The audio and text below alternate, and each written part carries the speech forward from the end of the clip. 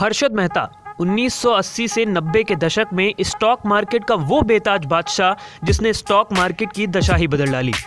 मगर किसे पता था जिसे स्टॉक मार्केट अपना मसीहा मान बैठा है, जिसे शेयर होल्डर्स अपनी किस्मत की चाबी समझ रहा है, वो एक बड़ा घोटालेबाज है जो उन्हें बर्बादी के जहन्नुम में ले जाकर पटक देगा। जी, हर्षद मेहता वो नाम है जिसने इस देश में 4000 करोड़ का घोटाला किया, या यूं कहें कि ये शख्स देश के तमाम शेयर होल्डर्स के सपने और उनके 4000 करोड़ हजम कर गया। हफ्ता वसूल आज आपको बताएगा कि आखिर कौन है हर्षद मेहता, क्या था उसका घोटाला, किस तरीके से इस शख्स ने देश के तमाम शेयर होल्डर को लगाया 4000 करोड़ का चूना, और आखिर कैसे हुई इसकी मौत। 29 जुलाई 1954 को पनेल मोटी, राजकोट, गुजरात में हर्षद मेहता का जन्म एक छोटे से बिजनेसमैन परिवार में हुआ था। हर्षद मेहता का बचपन मुंबई के कांदिवली में गुजरा और उनकी बचपन की पढ़ाई भी मुंबई से ही हुई। 12वीं पास करने के बाद हर्षद मेहता ने लाजपत राय कॉलेज से बीकॉम की पढ़ाई की।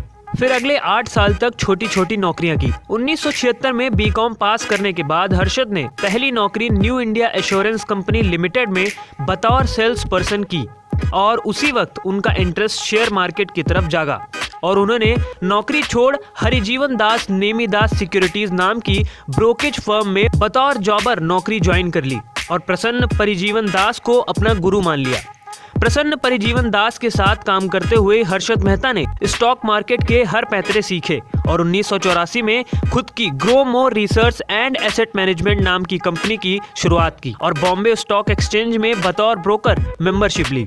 और यहाँ से शुरू हुआ स्टॉक मार्केट के उस बेताज बादशाह का सफर, जिसे आगे चलकर स्टॉक मार्केट का अमिताभ बच्चन और रेजिंग बुल कहा जाने लगा। 1990 के दशक में हर्षद मेहता की कंपनी में बड़े इन्वेस्टर पैसा लगाने लगे थे, मगर जिस वजह से हर्षद मेहता का नाम स्टॉक मार्केट में छाया वो एसीसी यानी एसोसिएटेड सीमेंट कंपनी में उनका पैसा लगाने की वजह से हुआ। हर्षद मेहता के एसीसी में पैसा लगाने के बाद मानो एसीसी के भाग ही बदल गए, क्योंकि एसीसी का जो शेयर 200 रुपए का था उसकी कीमत कुछ ही समय में 9000 हो गई। 1990 आते आते हर्षद मेहता का नाम हर बड़े अखबार मैगजीन के कवर पेज पर आए दिन आने लगा। स्टॉक मार्केट में हर्षद मेहता का नाम बड़े अदब से लिया जाने लगा। ऐसा पहली बार हो रहा था कि कोई छोटा सा ब्रोकर लगातार इतना इन्वेस्ट कर रहा है और हर इन्वेस्टमेंट के साथ करोड़ों कमा रहा है। बस इसी सवाल ने हर्षद मेहता के अच्छे दिनों को बुरे दिनों में तब्दील कर दिया। सवाल था कि आखिर हर्षद मेहता इतना पैसा ला कहां से रहा है। 1992 में हर्षद मेहता की इस रात से टाइम्स ऑफ इंडिया के पत्रकार सुचेता दलाल ने पर्दा उठाया। सुचेता दलाल ने बताया कि हर्षद मेहता एक बैंक से 15 दिन का लोन लेता था, उसे स्टॉक मार्केट में लगा देता था, साथ ही 15 दिन के भीतर वो बैंक को मुनाफे के साथ पैसा लौटा देता था। लेकिन कोई भी बैंक 15 दिन के लिए लोन देता ही नहीं। हर्षद मेहता एक बैंक से फेक बीआर बनवाता था, जिसके बाद उसे दूसरे बैंक से भी आराम से पैसा मिल जाता था।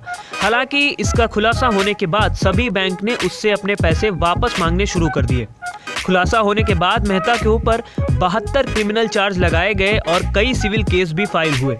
हालांकि इन सब के बावजूद हर्षद मेहता का मन नहीं माना। वो अखबारों में एडवाइजरी कॉलम्स लिखने लगा कि आप किस कंपनी में इन्वेस्ट करें आपको फायदा होगा, या आप किस कंपनी में ना करें इससे नुकसान होगा। बाद में पता चला कि मेहता सिर्फ उस कंपनी में पैसे लगाने की एडवाइस देता था जिसमें उसका खुद का पैसा लगा हुआ हो।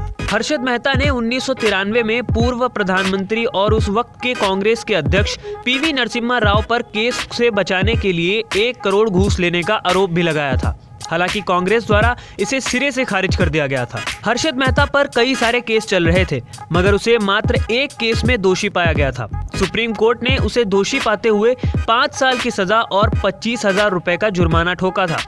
मेहता थाने जेल में बंद था। 31 दिसंबर 2001 को देर रात उसे छाती में दर्द की शिकायत हुई, जिसके बाद उसे थाने सिविल अस्पताल में भर्ती कराया गया, जहां उसकी मौत हो गई। उम्मीद करते हैं आपको हर्षद मेहता केस से जुड़ी हुई सारी बातें समझ में आई होंगी। अगर आपको ये वीडियो अच्छी लगी तो हमारे चैनल को प्लीज़ लाइक, शेयर और सब्सक्राइब करना ना भूलें।